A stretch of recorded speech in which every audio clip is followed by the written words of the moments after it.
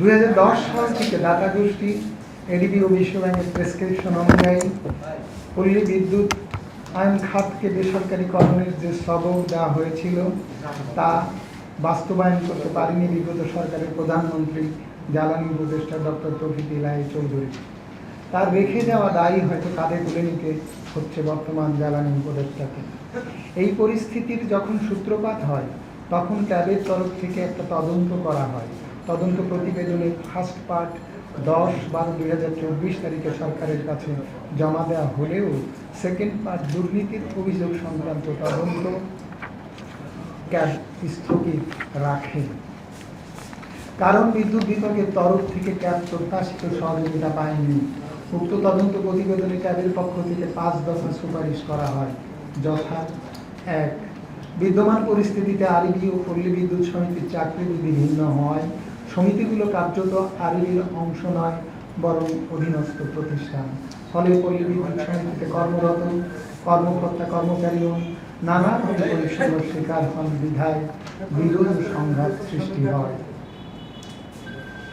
এই সংকটের স্থায়ী সমাধানের নিমিত্তে পল্লী বিদ্যুতায়ন বোর্ড আইন 2013 ধারা 210, 25 ও 26 আলোকে এবং বাংলাদেশ সুপ্রিম কোর্টের সিভিল আপিলের প্রদত্ত রায়ের ভিত্তিতে আরইবি এবং পল্লী বিদ্যুৎ সমিতির জন্য এক ও অভিন্ন নিয়োগ, পদোন্নতি ও অন্যান্য সুযোগ সুবিধা নির্ধারণের জন্য একটি সুনির্দিষ্ট চাকরিবিধি প্রণয়নের সুপারিশ সহ সকল পল্লী বিদ্যুৎ সমিতিকে জাতীয়করণ করার প্রস্তাব করা হয়। 2 নম্বর, পল্লী বিদ্যুৎ সমিতির প্রতিটি অভিযোগ কেন্দ্রে ন্যূনতম একজন ভোক্তা প্রতিনিধি নিয়োগ করতে হবে। ভোক্তা অভিযোগ নিষ্পত্তির ক্ষেত্রে ভোক্তা প্রতিনিধির দায়িত্ব ক্ষমতা সুনির্দিষ্ট হতে হবে এবং তা বিধি বা প্রবিধানে উল্লেখ থাকতে হবে। 3 নম্বর, জাতীয়করণের পর পরিবর্তিত পরিস্থিতিতে পল্লী বিদ্যুৎ বোর্ড আইন 2013 ধারা 31 এবং বাংলাদেশ সুপ্রিম কোর্টের সিভিল আপিলের প্রদত্ত রায় বলবৎ থাকা অবস্থায় পল্লী বিদ্যুৎ সমিতিগুলোতে কোনো সিবিএ কর্মকাণ্ড পরিচালনা করার সুযোগ সৃষ্টি হবে না বলে কমিটি মনে করে। 4 নম্বর, বিদ্যুতের মূল্যহার বৃদ্ধি পাবে এমন সকল পদক্ষেপ বিবেচনার পূর্বে বিআরসির মাধ্যমে গণশুনানির ভিত্তিতে ভোক্তা পক্ষের মতামত গ্রহণ ব্যতীত কোনো সিদ্ধান্ত গ্রহণ করা যাবে না। 5 নম্বর, বাংলাদেশ এনার্জি রেগুলেটরি কমিশন আইন 2003 ধারা 4 মতে আরইবির বিরুদ্ধে আনিত পল্লী বিদ্যুৎ সমিতির অভিযোগসমূহ তথা আরইবি ও পল্লী বিদ্যুৎ সমিতির মধ্যে বিদ্যমান বিরোধ নিষ্পত্তি হতে পারে। ক্যাব এ ব্যাপারে প্রয়োজনীয় ব্যবস্থা গ্রহণ করতে পারে। বিদ্যুৎ বিভাগ কর্তৃক 13/10/2024 তারিখে পল্লী বিদ্যুৎ সমিতি ও পল্লী বিদ্যুতায়ন বোর্ডের কাঠামোগত সংস্কার পর্যালোচনার জন্য ব্রাক বিশ্ববিদ্যালয়ের উপাচার্যকে আহ্বায়ক করে গঠিত 5 সদস্যের কমিটি গত 1/6/2025 তারিখে আরইবির কেন্দ্রীয় কার্যালয়ে জ্বালানি উপদেষ্টার সভাপতিত্বে অনুষ্ঠিত সভায় তাদের প্রতিবেদন উপস্থাপন করেন। কমিটির পক্ষ থেকে সভায় পেশকৃত পল্লী বিদ্যুৎ রিস্ট্রাকচারিং এর পল্লী বিদ্যুৎ সমিতিগুলোকে মূলত কোম্পানিতে পরিণত করার সুপারিশ করা হয়। কমিটির উপস্থাপিত প্রতিবেদনের উপর মতামত প্রদানের শুরুতে ক্যাবের জ্বালানি উপদেষ্টা কমিটিকে 3টি প্রশ্ন করে তার বক্তব্য পেশ করেন। 1 নম্বর, পল্লী বিদ্যুৎ সমিতিকে কোম্পানি করার সুপারিশের ভিত্তিতেই 2 নম্বর, অংশীজন প্রতিনিধি যাদের মতামত কমিটি গ্রহণ করেছে তারা কারা, তাদের মধ্যে কেন ক্যাবের কোনো প্রতিনিধি নেই, এবং 3 নম্বর, রিস্ট্রাকচারিং প্রস্তাবে কমিটির সুপারিশের পাশাপাশি বিশেষজ্ঞদের অভিন্ন সুপারিশ পেশ করা হয়েছে। ওই সব বিশেষজ্ঞ কারা, ক্যাবের জ্বালানি উপদেষ্টা কেন তাদের মধ্যে নেই। কমিটির পক্ষ থেকে বলা হয়েছে, তথ্য প্রমাণাদি অনুশীলন এবং অংশীজনদের মতামতের ভিত্তিতে সুপারিশগুলো তৈরি করা হয়েছে।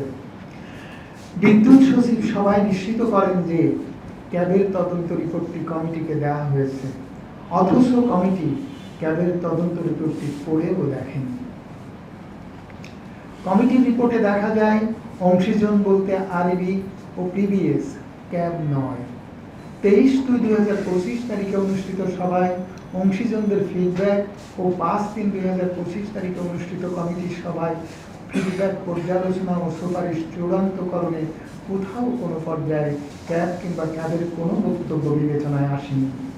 এসব প্রশ্নের উত্তরে বলা হয় অত্র সবাই ক্যাব মতামত দিতে পারে। জবাবে ক্যাব প্রতিনিধি জানান সভা আহ্বানের বিজ্ঞপ্তিতে এডিবি ও বিশ্ব ব্যাংকের প্রতিনিধিদের আমন্ত্রণ জানানো হলেও ক্যাবকে আমন্ত্রণ জানানো হয়নি। 29/5/2025 তারিখে সংশোধিত বিজ্ঞপ্তিতে জ্বালানি উপদেষ্টার নির্দেশে ক্যাবের জ্বালানি উপদেষ্টাকে সবাই উপস্থিত থাকার জন্য আমন্ত্রণ জানানো হয়। সবাই উপস্থাপিত বক্তব্য মতামত ছিল সরকারের বিবেচনার জন্য, তা কমিটির বিবেচনা করার সুযোগ নেই। কমিটি তার প্রতিবেদন 25/3/2025 তারিখে চূড়ান্ত করে এবং সরকারের নিকট দাখিল করে। গ্রামীণ ভোক্তারা দীর্ঘদিন ধরে বিদ্যুৎ সংকট ও ক্রমাগত মূল্যবৃদ্ধির অভিঘাতের শিকার। তা কাঠামোগত সংস্কার পরিচালনা কমিটি পর্যালোচনা কমিটি বিবেচনায় না আসার প্রতি দৃষ্টি আকর্ষণ করে কমিটির প্রতিবেদন প্রত্যাখ্যান করে ক্যাব প্রতিনিধি বলেন ভোক্তারা এখন উত্তপ্ত কড়াইয়ে আছে, কমিটির সুপারিশ গৃহীত হলে তাদেরকে জ্বলন্ত চুলায় ফেলা হবে। ভোক্তারা উপেক্ষিত হয় কমিটির সুপারিশ ত্রুটিপূর্ণ ও অসম্পূর্ণ এবং স্বার্থ সংঘাতযুক্ত। কিছু কিছু পল্লী বিদ্যুৎ সমিতি লাভে আছে, বেশিরভাগই লসে থাকে। লাভ থেকে লসের সাবসিডি যায়, আরবি সবসময় লাভে থাকে। সর্বোপরি কম বেশি সরকারি সাবসিডিতে সব পল্লী বিদ্যুৎ সমিতি চলে। সরকার বছরে 60 থেকে 70 হাজার কোটি টাকা বিদ্যুতের সাবসিডি দেয় এবং সিংহভাগ সাবসিডি পল্লী বিদ্যুতে যায়। লাভ লসের হিসাবে এই সাবসিডি বিবেচনায় আসে না। তাহলে কোম্পানি করে পল্লী বিদ্যুতে লাভজনক বাণিজ্য হবে কিভাবে? মানুষই বা সুবিধা পাবে কিভাবে? কমিটি সেসব ব্যাপারে প্রতিবেদনে কিছুই বলেনি। এ ব্যাপারে এডিবি ও বিশ্ব ব্যাংকের কোনো ব্যাখ্যা কি তাও জানা যায়নি। তিনি বিস্ময় প্রকাশ করে বলেন দেশের বিদ্বান ও বিদগ্ধজনদের চিন্তা ও চেতনায় দেশের মানুষের স্বার্থ ও অধিকার সংরক্ষণের বিষয়টি যদি এভাবে অনুপস্থিত থাকে তাহলে সমাজের সুবিচার নিশ্চিত হবে কিভাবে? কেবল এনার্জি নয়, আমাদের সব সেক্টরে রেগুলেটরি সংস্থা ভোক্তার অধিকার নয়, লুণ্ঠনে সুরক্ষা দেয়। কমিটির সুপারিশ মতে আরবিকে এই ক্ষমতা দিয়ে ভোক্তাদের জন্য জ্বালানি সুবিচার নিশ্চিত করা কঠিন। বিআরসির বিরুদ্ধে ভোক্তা অভিযোগ খতিয়ে দেখলে পল্লী বিদ্যুৎ সমস্যা সমাধানে কমিটির সুপারিশের সীমাবদ্ধতা পরিষ্কার হতো। প্রাইসিং এর ব্যাপারে কমিটির বক্তব্য আমাদের বাস্তবতার সাথে সামঞ্জস্যহীন। এনার্জি খাতের চলমান সংস্কারের বাইরে আরবি চলমান সংস্কার ভোক্তাদের জ্বালানি সুবিচার থেকে বঞ্চিত করেছে। বিদ্যুৎ বিভাগ ও বিআরসি অকার্যকর এবং তাদের ভূমিকা ক্ষতিকারক। তাই আরবিকে চলমান সংস্কারের আওতায় আনার আগে তা মূল্যায়ন জরুরি। বিগত সরকারের আমলে বিদ্যুৎ খাতের দুর্নীতির অংশ হিসেবে আরবিতেও কেনাকাটা ও টেন্ডার সহ মাঠ পর্যায়ে হয়েছে নানান ভয়াবহ অনিয়ম। ক্যাবের প্রাথমিক ফাইন্ডিংসে সেসব ধরা পড়ে। অতীতে বিদ্যুৎ জ্বালানি ও খনিজ সম্পদ মন্ত্রণালয় এনার্জি খাতের দুর্নীতিকে উৎসাহিত করেছে। তারা এমনও দৃষ্টান্ত স্থাপন করেছে যার বিরুদ্ধে অভিযোগ তার কাছে চিঠি পাঠিয়ে তাকে ব্যবস্থা নিতে বলেছে। এটি ভয়ঙ্কর তামাশা ছাড়া কিছুই নয়। বিদ্যুৎ ও জ্বালানি খাতের দুর্নীতি নিয়ে মন্ত্রণালয় যা করেছে এবং এখনো যা করে যাচ্ছে তা ভয়াবহ প্রহসন। পল্লী বিদ্যুৎ এই পরিস্থিতির শিকার। দুর্নীতি দমন কমিশন জানিয়েছে এখন পর্যন্ত মন্ত্রণালয় থেকে কোনো অভিযোগ দুদকে আসেনি। ক্যাব থেকে আসা অভিযোগ দুদক আমলে নিয়েছে। পল্লী বিদ্যুতায়ন খাত নিয়ে এডিবি বিশ্ব ব্যাংকের প্রেসক্রিপশন বাস্তবায়নে বিগত সরকারের জ্বালানি উপদেষ্টা ডক্টর তৌফিক ইলাহি চৌধুরী যেখানে ফেল করেছেন তা সফল করার স্বপ্ন বর্তমান সরকারের জ্বালানি উপদেষ্টা দেখেন এমন আশঙ্কা ক্যাব করে না। তাই ক্যাবের পক্ষ থেকে বর্তমান জ্বালানি উপদেষ্টাকে স্পষ্টভাবে জানিয়ে দেওয়া হয়েছে বিশ্ব ব্যাংকের এই এজেন্ডা কখনোই সফল করা যাবে না। বিশ্বব্যাংক এডিবির পরামর্শে সরকার যে পথে হাঁটতে চাইছে সেটি বাস্তবায়ন হলে পল্লী বিদ্যুৎ খাত সম্পূর্ণ বাণিজ্যিক খাতে পরিণত হবে। তাতে এই খাত এনার্জি খাতের অন্য সরকারি কোম্পানির অনুরূপ পরিণতির শিকার হবে। ওইসব কোম্পানি আকাশচুম্বী মুনাফা করছে, অথচ সেখানে আর্থিক ঘাটতি বাড়ছে। ঘাটতি মেটানোর কথা বলে বিদ্যুতের দাম বাড়ানো হচ্ছে। পল্লী বিদ্যুতেও ব্যয় বাড়ছে। কোম্পানি হলে ব্যয় আরও বৃদ্ধি পাবে, তাতে আর্থিক ঘাটতিও আরও বাড়বে। আর্থিক ঘাটতি মোকাবেলায় জ্বালানি আমদানি কমানো হয়, বিদ্যুতের দাম বাড়ানো হয়, বিদ্যুৎ আমদানিও বাড়ানো হয়। বিদ্যুৎ সরবরাহ ক্ষমতা আমদানির পরিমাণ 2023-24 অর্থ বছরে 2600 মেগাওয়াট। মোট উৎপাদন ক্ষমতার 9.34%, অথচ বিদ্যুৎ আমদানি হয়েছে মোট বিদ্যুতের 18%। অব্যাহত মূল্যবৃদ্ধি নিয়ন্ত্রণে আগামীতে বিদ্যুৎ আমদানি বৃদ্ধি অব্যাহত থাকবে, তা আর বলার অপেক্ষায় নেই। সরবরাহকৃত মোট বিদ্যুতের প্রায় 60% ব্যবহার করে পল্লী বিদ্যুৎ সমিতি। বিদ্যুতের মূল্য বৃদ্ধিতে পল্লী বিদ্যুতের সরবরাহ ব্যয় বৃদ্ধির গুরুত্বপূর্ণ। অর্থাৎ বাংলাদেশকে দ্রুত বিদ্যুৎ আমদানি বাজারে পরিণত করার ক্ষেত্রে পল্লী বিদ্যুতের ব্যয় বৃদ্ধি গুরুত্ব পাচ্ছে। এডিবি, বিশ্ব ব্যাংক, IMF এর কাজ হচ্ছে বাংলাদেশের বিদ্যুৎ ও জ্বালানি বাজারকে আমদানি বাজারে পরিণত করা। ভারতের cross border energy trading policy তারই প্রমাণ। তাই ক্যাপ পল্লী বিদ্যুৎকে বাণিজ্যিকরণ করার উদ্দেশ্যে কোম্পানি করার মতো গণস্বার্থ বিরোধী পদক্ষেপকে সুস্পষ্টভাবে বিরোধিতা করছে।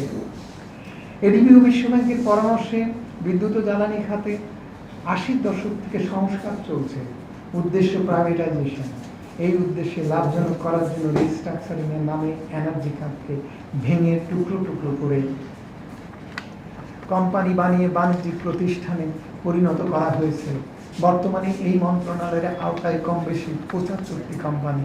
প্রতিটি কোম্পানি এখন লাভজনক এবং পর্যাপ্ত উদ্বৃত্ত অর্থের মালিক। সেসব অর্থ বিভিন্ন ব্যাংকে ফিক্সড ডিপোজিট রেখে কোম্পানিগুলো সুদের ব্যবসা করে। কোম্পানির বোর্ড চেয়ারম্যান ও সদস্য, কর্মচারী, কর্মকর্তা, ঠিকাদার এবং বিনিয়োগকারীরা অন্যায় ও অসম আর্থিক সুবিধা ও অতিরিক্ত কর্তৃত্ব ভোগ করে। অথচ ব্যাংক থেকে সুদে টাকা ধার নিয়ে কোম্পানি চালায়। আর্থিক ঘাটতি বাড়ে, তার সমন্বয়ে সরকারি ভর্তুকি ও বিদ্যুতের মূল্য বাড়ে। আলোচ্য পল্লী বিদ্যুৎ রিস্ট্রাকচারিং প্রস্তাব ওই সংস্কারেরই ধারাবাহিকতা, অর্থাৎ পল্লী বিদ্যুৎকে চলমান সংস্কারের আওতায় আনার প্রয়াস। তাই ক্যাব উক্ত প্রস্তাব প্রত্যাখ্যান করেছে। পল্লী বিদ্যুতের সমস্যা, অসমতা ও বৈষম্য, তা নিরসনের জন্য পল্লী বিদ্যুৎকে বাণিজ্যিক পণ্য বানাতে হবে এমন ধারণা অবাস্তব। এডিবি, বিশ্ব ব্যাংক এমন ভাবনা ভাবলেও সরকারের তেমন ভাবার কোনো সুযোগ নেই।